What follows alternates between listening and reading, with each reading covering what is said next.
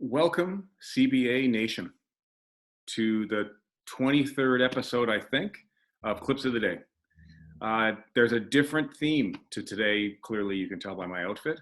But let's start with welcoming in my partner in crime, Ty McVicker. How are you, Ty? I am good, thank you. How are you doing? I'm happy. I'm a bit warm. I got a bit Yeah. of extra clothing on here, but it's cold today. It is cold today. You look almost dressed for the weather. I am. I could go for a walk right now. And nobody would bat an eye.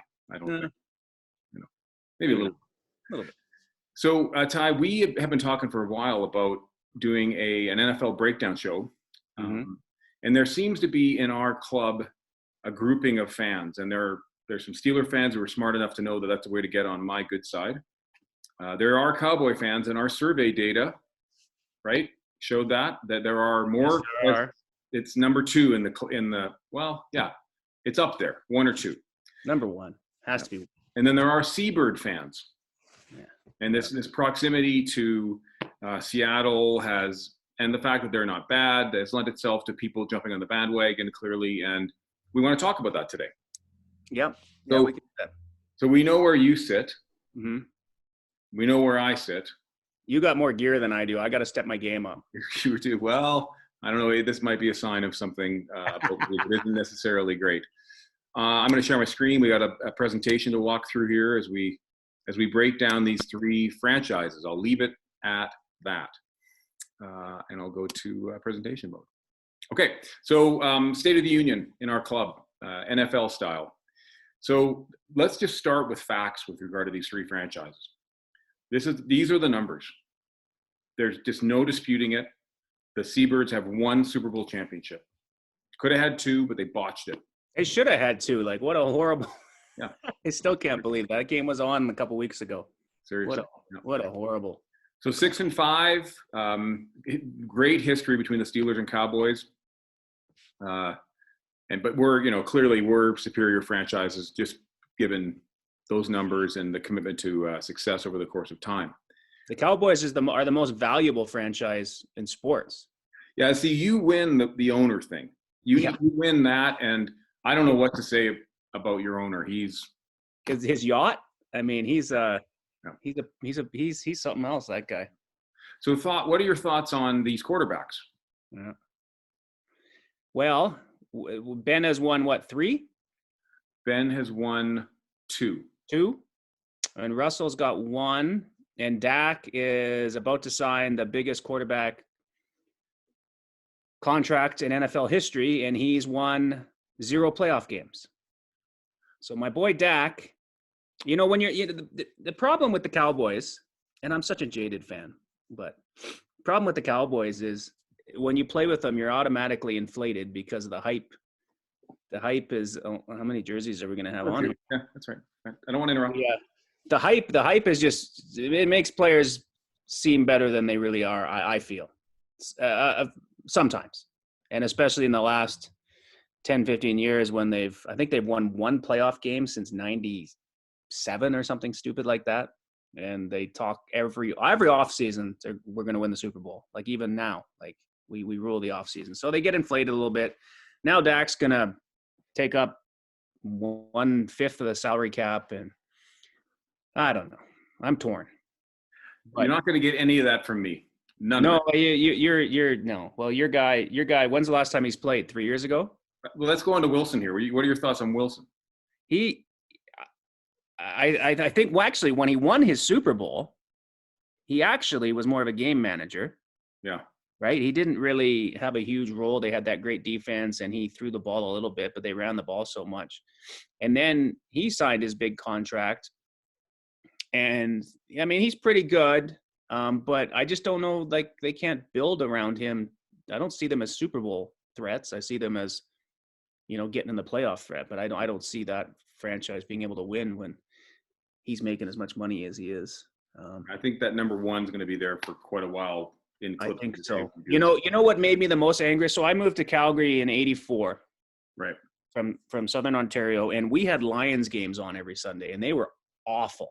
Yeah, this was before Barry Sanders. They were terrible. And I got so angry when I moved here because all that was on before we had all these fancy channels was Seahawks games every Sunday. I didn't want to watch them. So you know that we had a deal before that every time you say Hawks, it's a beer and not Seabirds. Well, but I'm not a fan of theirs. I don't know. For the Seabirds. But, Seabirds. but if I were to sum up this situation here is, but how many does your quarterback win and not work out in the off season? Because mine does. So I'm sorry, but that's what he does. He's won 2 Super Bowls, been to 3, and doesn't work out in the off season. The guy's and he falls off his motorbike. Yeah, here and there. He falls into we won't go there. No, but yeah, no. Let's leave that alone. So I guess one of the things that's always bothered me about the Seabird fan is this bandwagon methodology. We're close to them. They're kind of winning. They got a cool head coach. They got this cool young quarterback. But do they know who these guys are? I mean, these are the guys, and so these are the initial legendary Seabird players. And I did a survey recently of a few thousand Seabird fans, and I asked them to name these players. Mm-hmm. And the answers I got were as follows, or the response rates were as follows. Only 2% could identify the player at the top. Obviously, the name of the player on the right is there, Steve Largent, and then Brian Bosworth, the Boz.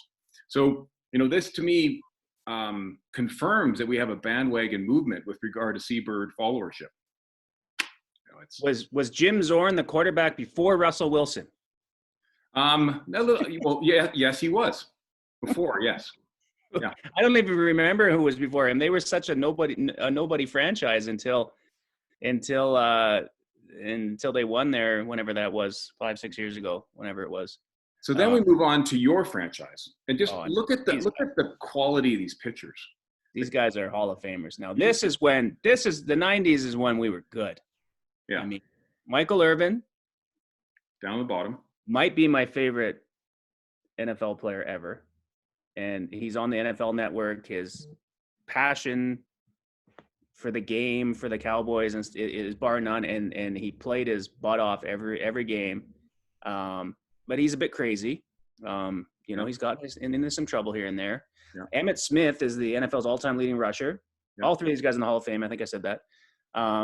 NFL leading rusher. Some of the holes that guy ran through, when you watch the film of when they were good in the 90s, I mean, he wouldn't get touched till 10 yards, 15 yards down the field. Yeah. But that's a record that likely will never get broken, especially with how the running backs are used these days. And then Troy Aikman is, him and Tony Romo are the best commentators, color guys, around. And of course, they're ex-NFL or ex-Cowboys quarterbacks, which again is part of the problem. Now, Aikman, all these guys, these guys won 3 Super Bowls in 4 years, and it really should have been 4-4. They got hosed by the refs in San Francisco in the conference final in '94, or else it would have been 4 in a row. I'm sure they did. But anyway, did you happen to notice who Emmitt Smith's playing against in that picture? That's the Bengals. So they've been terrible forever. Really have. And our boy Coy loves the Bengals. And I bet you Emmitt, I mean, he finished with, I don't know what the total is, 20-something thousand yards. I don't know, but I bet you half of them came in this game. There's likelihood of that. They're so bad. I mean, talk about a franchise. The Seabirds might be better than the Bengals. That'd be a toss. I think that's fair. That's fair. And then you go to the Steelers. You and Ben got the same uniform. Your prison outfits. We do, exactly. Yeah. So Franco Harris, Mean Joe Green. I'm sorry to put the Lynn Swan catch up there, tie against the Cowboys. That was not a catch. That was pass interference. Terry Bradshaw, 4 Super Bowls. I was at this game. David Legg, Dr. David Legg, legendary prof at Mount Royal.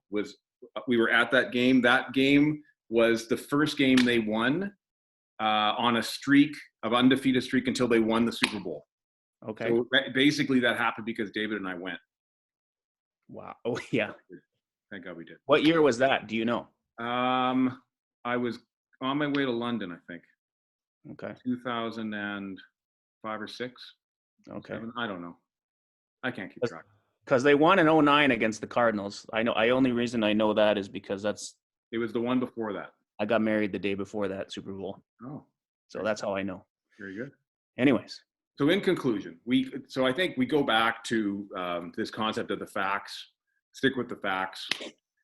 We've got the Seabirds that won Super Bowl. It's likely not to shift, and our franchises are in a pretty good position. You just loaded up on offensive talent. I'm not sure how you're going to stop anybody this year, but Well, yeah, that's just it. Like, again, it's the off season, so we load up on the best talent around. We have the best draft every year, and I mean, who knows?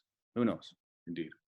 So young people who are watching this, families, if you want to maybe have a bit of a better angle into anything you want from Ty or I, you know how to get to our hearts. Ty is a little bit, he wavers a little bit. I don't at any time, but at least we're consistent. I am a true Cowboys fan. I get very frustrated with my team. I email Jerry Jones frequently. He never emails me back. But if you certainly need anything at Clearwater, you wear your Cowboys gear, or you name your son Dallas, and you get what you want from me. Yeah, that's for sure. Pretty simple. Yeah. Okay, CBA Nation, we'll be back to basketball in the next one. More stuff coming your way over the next few days from the club as well on just updates on next steps. So we hope everybody's safe and well, and the weather turns a little bit this weekend, and you can all have a great couple of days. Thanks again, Ty. See you. Yeah, thank you.